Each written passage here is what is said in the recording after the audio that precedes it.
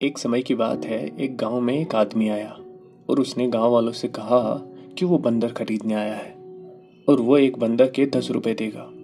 चूंकि गांव में बहुत सारे बंदर थे, इसलिए गांव वाले तुरंत ही इस काम में लग गए।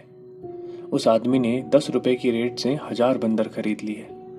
अब बंदरों की सप्लाई काफी घट गई और धीरे धीरे गांव वालों ने बंदर पकड़ने का प्रयास बंद कर दिया। ऐसा होने पर उस आदमी ने फिर घोषणा की कि अब वो 20 रुपए में एक बंदर खरीदेगा। ऐसा सुनते ही गांव वाले फिर से बंदर पकड़ने में लग गए। बहुत जल्द बंदरों की संख्या इतनी घट गई कि लोग ये काम छोड़ अपने खेती बाड़ी में लगने लगे। अब एक बंदर के 25 रुपए दिए जाने लगे, पर उनकी तादाद इतनी कम हो चुकी थी कि पकड़ना तो दूर, उन्हें देखने के लिए भी बहुत मेहनत करनी पड़ती थी। तब उस आदमी ने घोषणा की कि अब एक बंदर के 50 रुपए दिए जाएंगे, पर इस बार उसकी जगह बंदर खरीदने का काम उसका असिस्टेंट करेगा, क्योंकि उसे किसी काम से कुछ दिनों के लिए शहर जाना पड़ रहा है।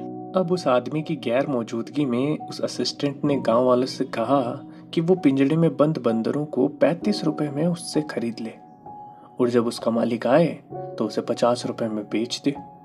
फिर क्या था, गांव वाले अपनी सब जमा पूंजी बंदर खरीदने में लगा देते हैं और उसके बाद ना कभी वो आदमी दिखाई देता है ना उसका असिस्टेंट, बस चारों तरफ बंदर ही बंदर थे।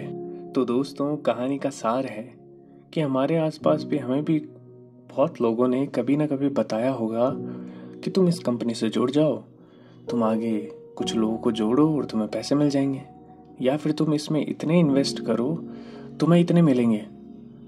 तो दोस्तों, ऐसी चीज़ों में हमें नहीं पड़ना है।